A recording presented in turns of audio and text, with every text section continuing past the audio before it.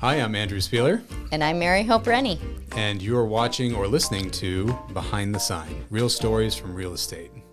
Welcome back, everybody, to episode 39 of Behind the Sign. Excited to have you back here. We've got a very special guest today. And Mary Hope, would you like to introduce our special guest? Absolutely. Yes, it's our privilege to have Tony Wallis with us. Thank you for joining us, Tony. Thank you for having me. I'm excited. Yeah. So, Tony, in the other episodes, we like to kind of go backwards and kind of hear your story. Sure. Where, we've talked to many people in all different avenues of real estate and where real estate brought them, which I love because there's so many different avenues of real estate. Okay. But to get to find that out, we want to know a little bit about you before you got your real estate license. Okay. Yeah. So tell us a little bit about Tony. A little bit about Tony. Is.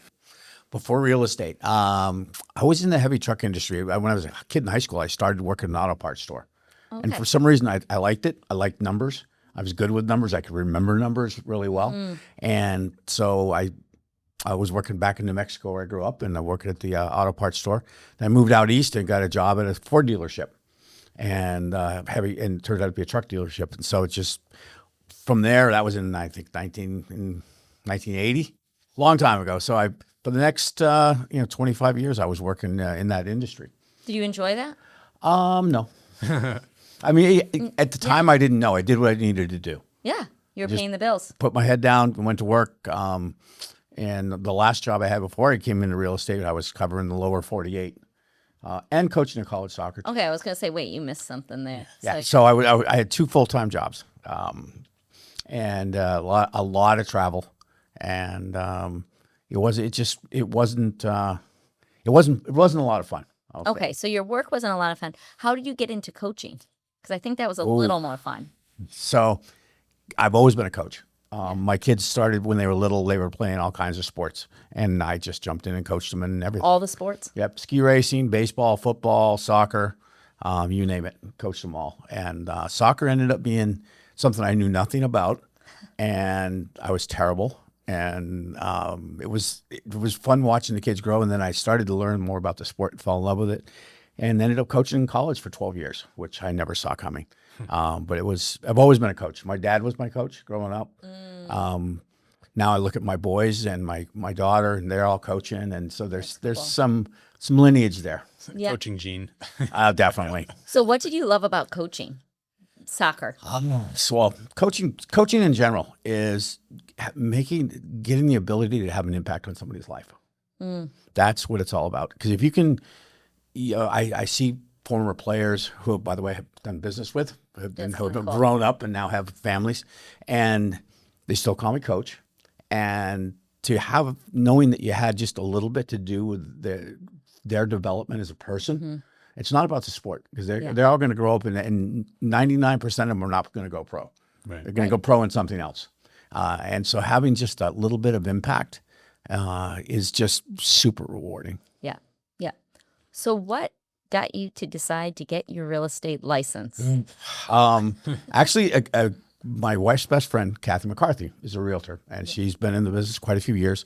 And she was here at KW, and so she knew that I had been laid off and was doing some consulting work, and knew that was going to only be short term. So she said, "Come in and talk to Greg McCarthy," who was the team leader at the time. I came and met with Greg, and said, "Interesting. Well, let's give it a shot." And so I started I still kept my consulting going on to bring money in, and I was doing the real estate, so part-time. Now, I have a question. Sure. If you hadn't been laid off, would you have gotten your license? No. No, I absolutely not. find that fascinating, right? Like so many things in our lives that look terrible. It was a very hard time. Had some health issues, got laid off, and I'd never been laid off before, and so it was scary. It really was. But I think all things that happen to you, and I don't sound cliche, but it happened for a reason, and so you have to take what happened, and then figure out how do I move forward. Right. And looking back, Yeah. it was the best thing that ever happened to me. Well, I think so many times those secure things in our lives give us comfort in the moment, but stop us from going, because you wouldn't have done it. No. Right? Like there are a few people that will risk and just drop it all. But most of the time, and we hear the stories every day, something happened Mm-hmm. that caused them to do this. Because it's not a job that you can just say, okay, I'm going to replace this income for this income. No. Mm. So you got your license. Mm-hmm. What year was that? 2017. 2017. 2017. And Okay. then I was part-time until 2018. And then I realized that I was doing neither my real estate business or my consulting business. I wasn't treating either one well. Yeah. So I had to make a choice. Yeah. And so I said, you know what? Based on where I want to go, I think I'll just give this real estate thing a shot. My wife was panicked because it's like, because we were used to having a steady income. Right. So I just jumped in with both feet. Okay. So how did that, once you got full time, how did that go? Actually went pretty well. It takes time out of the gate. Yeah. Business doesn't just come to you, but I had some great mentors. I was lucky enough to get, back when I started here, they had what they call the white belt program. Mm-hmm. And TJ Potter was my mentor. Mm-hmm. And TJ and I just got along really well. And what I didn't know was he was kind of grooming me for his team down the road. But he was a great mentor, still a great friend to this day, and helped me tremendously in getting my business going.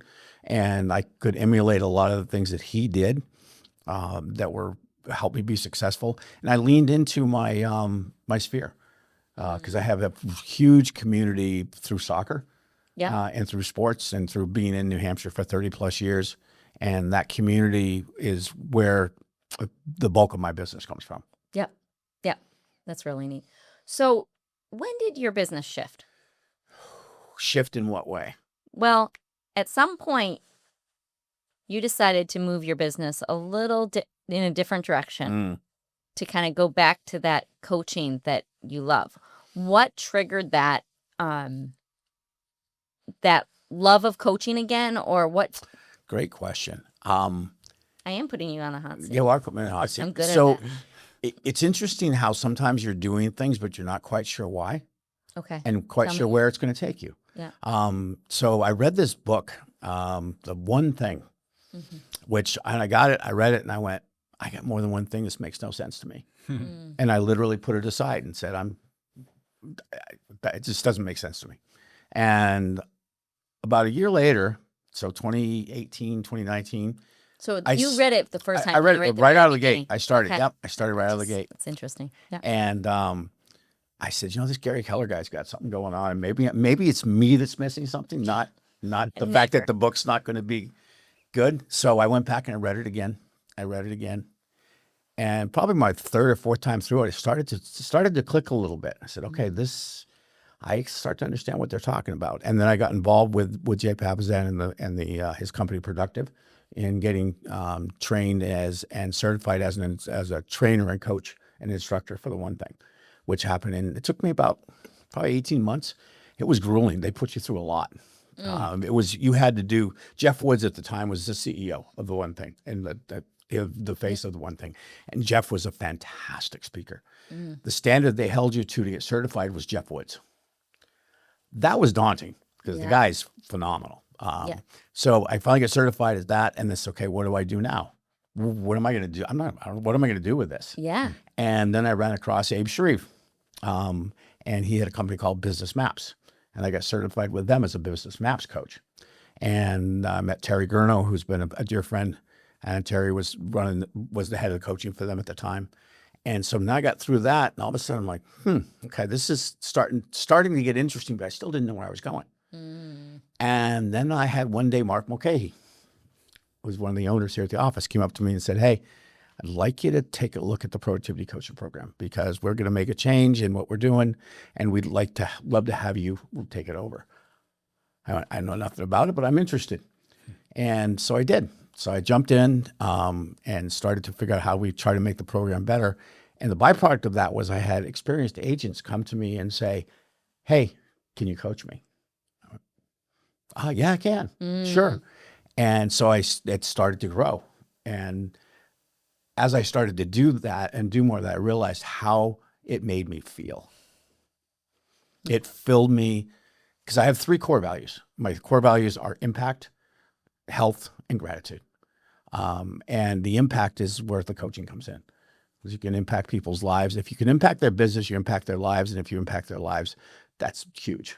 So that's where I started to just realize this is what I want to do. Wow. Wow. So it's interesting. Again, so many places where we go in our lives, we don't dictate, No. right? Like we kind of respond to what we are given, right? And that's what it seems like you had that impact. You know, your core values are things that were there. You didn't just because you decided on those, they became your core values. Core values are who you are. Correct. And impact is there, and it's been there from what we're telling here in the story. Long time. But I never really realized it. No.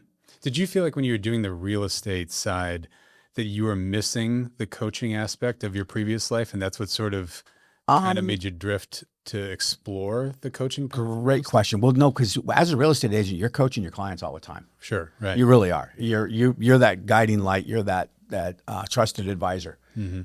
So there was a lot of satisfaction in guiding people through the process and making sure that they don't, keeping them out of trouble, keeping them from making a mistake, trying to do the best you can to help them. And that's very rewarding. I think it was like the first step, but there was something missing. It wasn't quite, for me, it wasn't fulfilling as much as actually coaching business owners and real estate agents is. That's really fulfilling. I mean, maybe this is me just listening, projecting. Sure. I mean, the working with clients is sort of project-based, right? There's sort of a finality to it. Whereas if you're coaching with a player or with another agent, right, that's the lifespan of their business. It's a much longer, involved, in-depth process, which sounds like that's where you really, I mean, you dig in, right? And you make those relationships. And you dig in those relationships, and every business owner, small business owner, agent, and as a real estate agent, you're a business owner, which agents have to treat it that way. Yeah. It's not a hobby. And every business owner has strong points, and every business owner has areas that they're not so good at. And if anybody tells you that they have it all dialed in, that's the one to run from. Yeah. Because they don't. No. Nobody does, including me. I mean, we all have areas of our business we could be much better at. Absolutely. And that's the key to the coaching, is to figure out what are the strengths, how do we build on those, how do we lean into those, and then how do we maybe clean up some of the things that we're not so good at? Do we do it through leverage? Do we do it through doing the work ourselves, or how do we figure out how to get that leverage? Because at the end of the day, and Keller Williams is all about this, is it's having a business worth owning to create a life worth living and a legacy worth leaving. And that is so true and so impactful if you really think about it. Because you're not working to work, you're working to live. Absolutely. Well, and that's what the business is only there to fund the life that we want. Absolutely.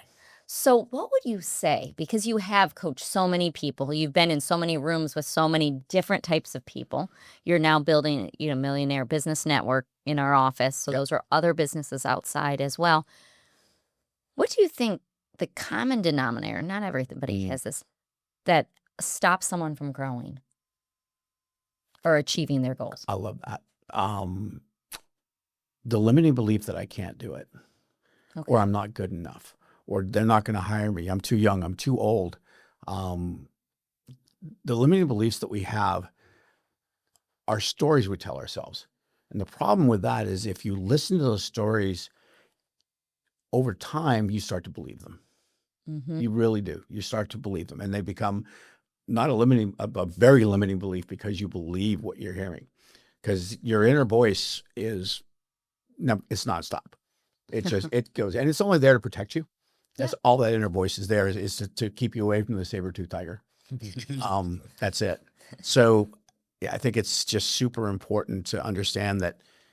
And there's a book, and I think the guy's name is Shad Helmstetter. It's called What to Say When You Talk to Yourself.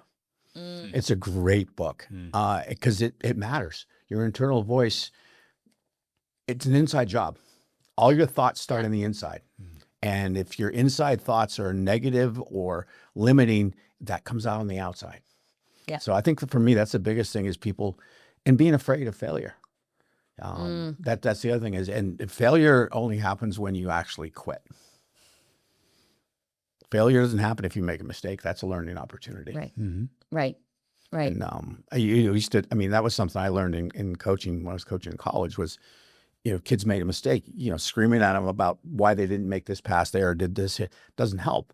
But it's like, hey, so what happened here? How do we make it better? What do we do to get better the next time? And it's an opportunity to learn. So I know about you, but when you were in school, if you brought home an F, how did that sit with you folks? I mean, it sat worse with me. Yeah. So, but out in the business world, as long as you're trying to do the right things, if you're failing, you're learning and you're growing, as long as your mindset is in the proper perspective. Right. Which I love you saying the true failure is quitting. Yeah. Which I think so many times we equal the same, right? A mistake is a failure in our minds, right? And it's that training of our mind. But it's interesting because you're talking about coaching business owners, right? That's what you mostly do. Coaching business owners in real estate and other worlds. I would argue that much of coaching is running the numbers, holding them accountable, but you haven't brought that up at all. No, it's not. It's really the only person that can hold anybody accountable is themselves. Yeah. I don't have a 2x4 that I beat people over the head with because it doesn't work. And that's not how I want to be held accountable. Right. Different people want different things. And I think with the coaching, that's why it's really important to listen and understand what they're trying to accomplish, where their fears are, where they're struggling. I've got one client that one of the biggest things we do is I send them a text and actually I use a little cheat on Apple phone where I set it to send it the next day. Oh yeah. I love that. The the scheduling on the text message changed my world it's once so I good. learned that. As long as they don't have a Droid. Yeah. So Again, another reason for an iPhone. Exactly. I send them a text every morning at 6:15 saying, "Hey, what's the workout like today?" And it has nothing to do with business, but it has everything to do with the personal health and growth of that individual. And if he doesn't have his health and he's not in taking care of himself, he's not going to have a business. Yeah. Yeah. So that my point being a kind of long-winded answer is that's what's important to him. Yes. Now, do we talk about business? Do we talk about numbers? Sure we do. Yeah. But it's more important talking about, because you're coaching the whole person. Right. And you're helping them grow and helping them develop. And that's what's exciting. Yeah. And that's why it's different with everybody. Yeah. Yeah. So can I talk about your second core? Which one? Is health. Okay. Which is fascinating to me because you've struggled with a lot of health issues. Yeah. I don't know if I'd say struggle, but yeah. You have gone through a lot of health issues in your life. In the last 10 years, I've had 4 different cancers, one of which I'm still fighting. Yeah. The other 3 I beat, and this one right now, we'll beat it. It's just a matter of keeping it in check. So I think for me, the biggest lesson from this whole thing has been twofold. One is listen to your body. I just lost my daughter just lost a friend of hers who's 55 who didn't see the signs. And her boss said to her, geez, your eyes look kind of yellow. Wait, are you okay? And she went in to get checked and she was far gone. They put her in hospice. She died 15 minutes later. Yeah. Literally. And not to go morbid, but she didn't see the signs. I did see the signs. My first cancer, I felt something in my pocket and I went, how come I can move that? That's not right. So I went in, got it checked. And ever since then, I've been super attentive to my body and listening. And sometimes I think I'm a hypochondriac, but you're not. Right. If something doesn't feel right, you need to get it checked because if you don't, it can be too late. So the other thing is that the resilience that it takes to stay through this teaches you can do hard things. And we had Dr. Robin Hanley Defoe on Morning Life. She's wonderful. And she talks about resilience and doing hard things. And for me, I think that's what it's all about. And it's become, I started a journal or a blog 10 years ago. I thought it would be a one and done. And didn't quite work out that way. So 10 years later, I'm still doing the blog. And I get a lot of people that comment to me about how inspired they are and how it helped them deal with different things. And so that's the reason I do the blog, is to keep people informed, but also to tell people there's hope. And it's not Pollyanna, because it's, No, it's at all, but it's, you're very honest. Yeah. Very, very honest on your blog. and it seems to have an impact, coming back to that impact word again, Yeah. on people. But yeah, if you don't have your health, where are you going to live? Yes. Yes. So how have you, coming from the coaching, I almost feel like sometimes it's a two-edged sword. You know so much about mindset and all of this stuff, which is wonderful. And yet being thrown into such a difficult situation. Mm. How do you talk to yourself to coach yourself through this? Or do you search other people? Because one thing is to tell everybody else what, right? As a coach and doing it. However, I know on a daily, you need to be talking to yourself in a certain way. Yep. How do you get through that? It's always a struggle. Yeah. You have your days where it's just not good. And you have days where your mindset is not where it needs to be.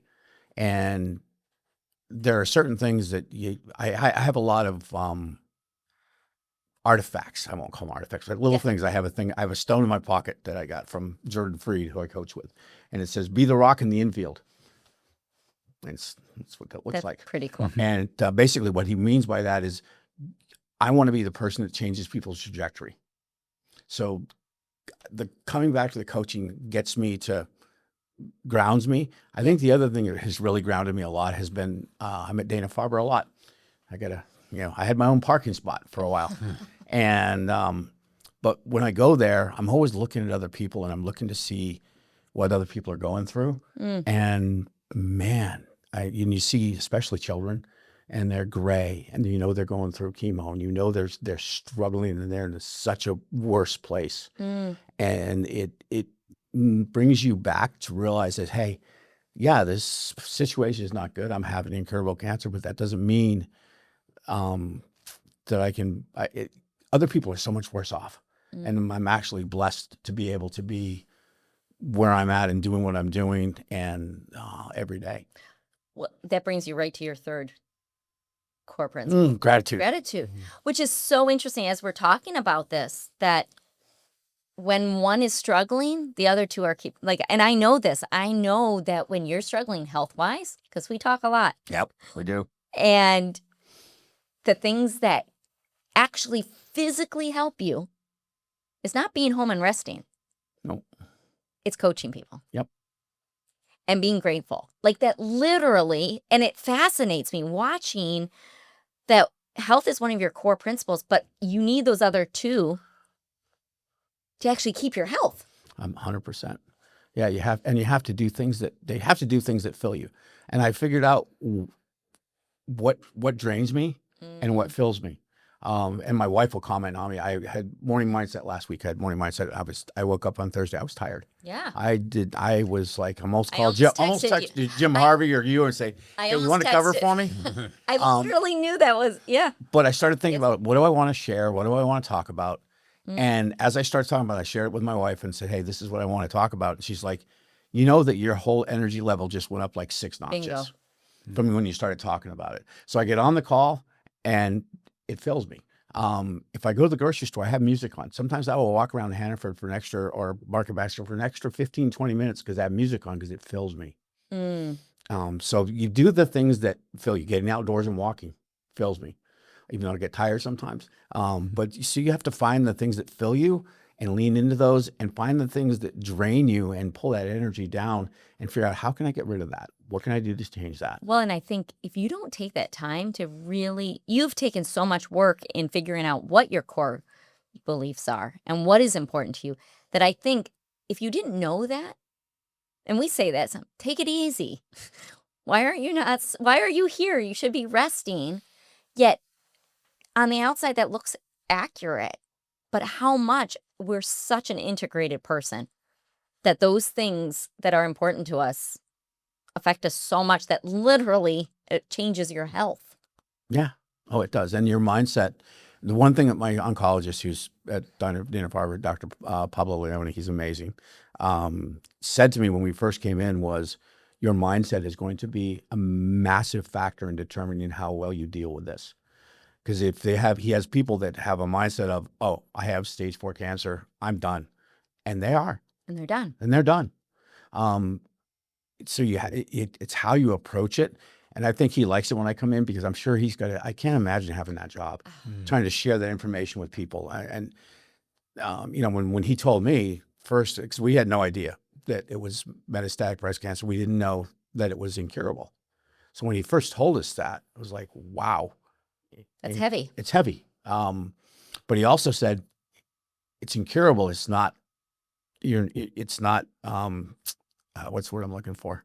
Untreatable. Yeah, no, it's not. It's treatable, but it's not terminal. That's what I'm looking for. So you can deal with it. But he goes, how you deal with it with your mindset and what you do. So I do all kinds of little things. I make sure I meditate in the morning, and I do my savers, which is from Hallel Rod Miracle Morning. I do that every morning. I'm in an ice bath every morning. And I have affirmations in the ice bath that I say, and one of them at the end is telling cancer that it can't win. I'm too strong. My medicine is too strong. My doctors are too smart. My energy is too good. It's not going to win. Yeah. And I say that every single morning, without fail. So, and that's part of the mindset thing. Absolutely. And having that positive mindset, and then being around people that fill you. And this is why I come into the office.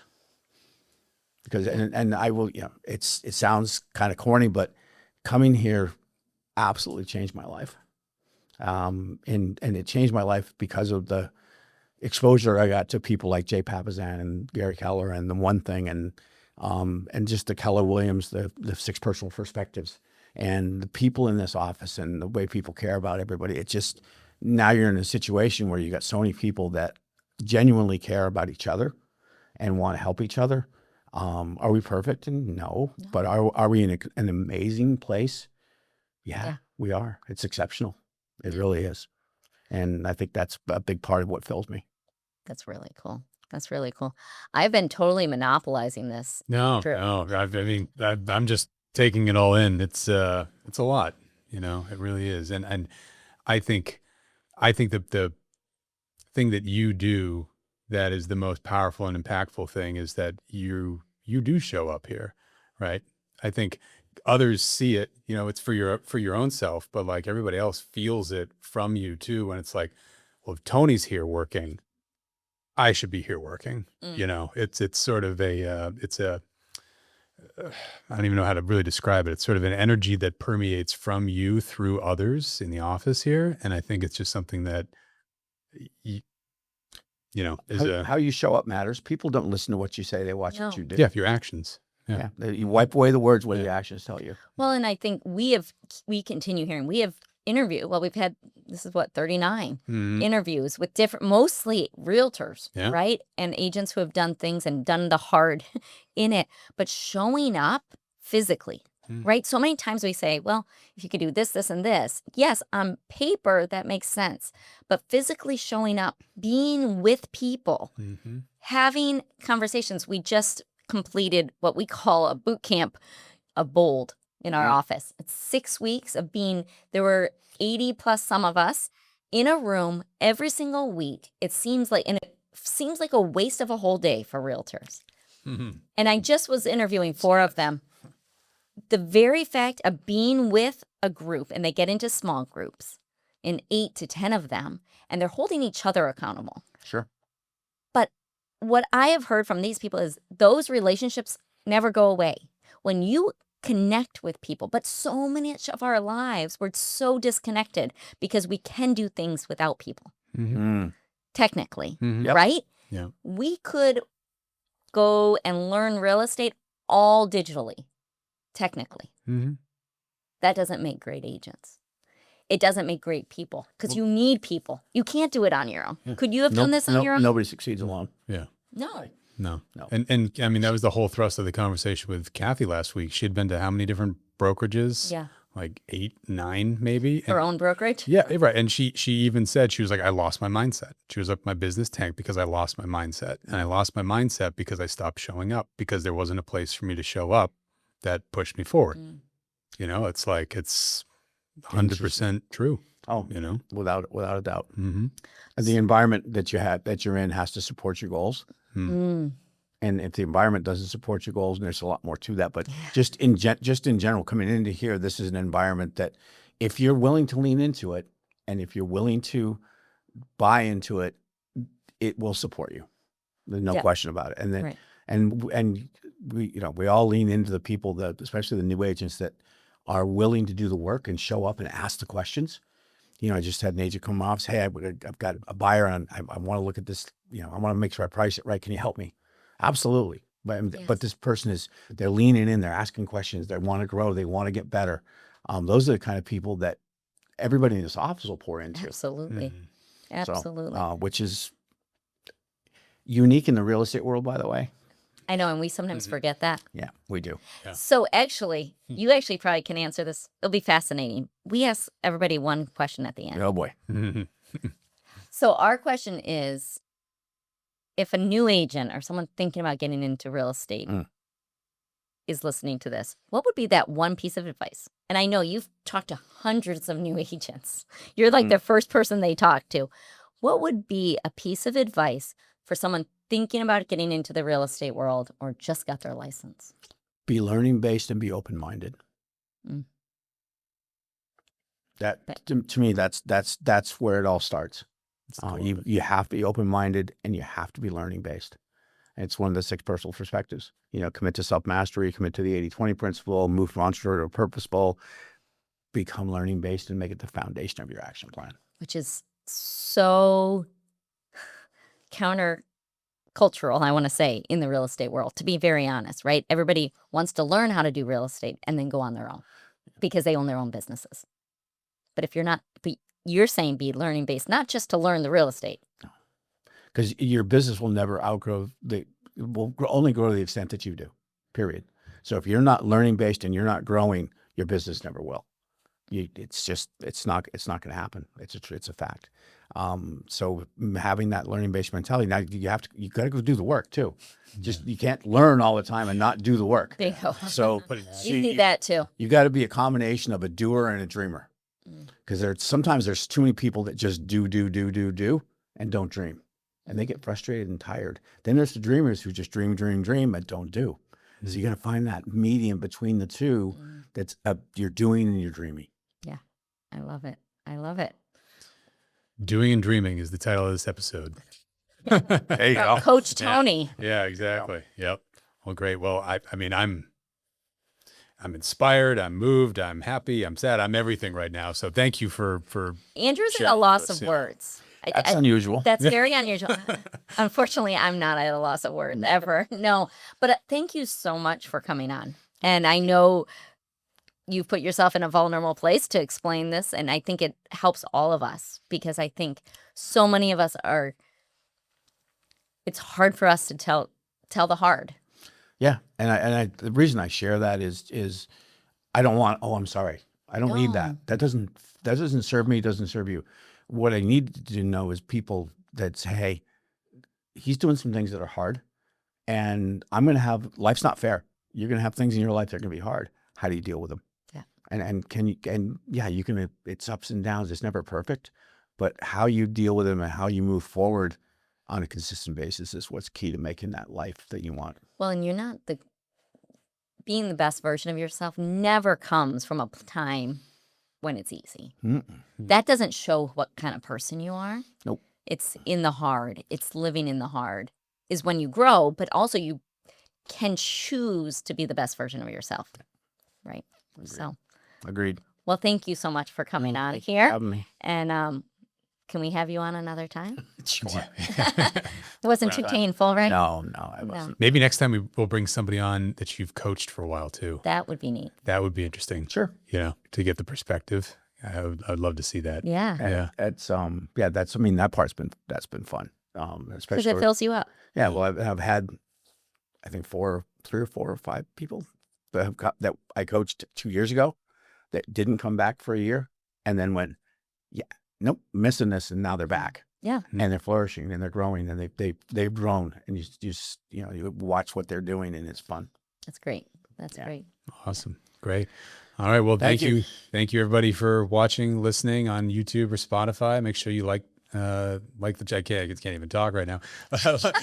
You really made him Like, share, and subscribe. Exactly. Yes. Like, share, subscribe. There you go. Thanks, Tony. We'll see you next week. All right. Take care. Thanks, guys.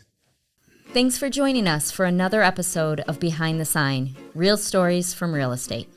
We hope you enjoyed today's conversation and gained a little insight into the world behind those for sale signs.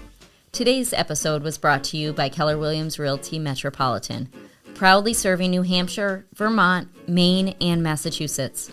A special thank you to our agents, leadership, and partners at KW Metro for their continued support.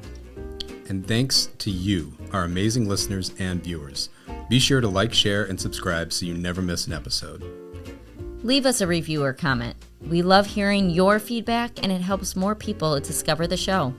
And if you have a real estate story you'd like to share or a question you want answered on a future episode, reach out to us at metro.kw.com or find us on Instagram, handle @KWMetroNH. Until next time, we'll see you Behind the Sign.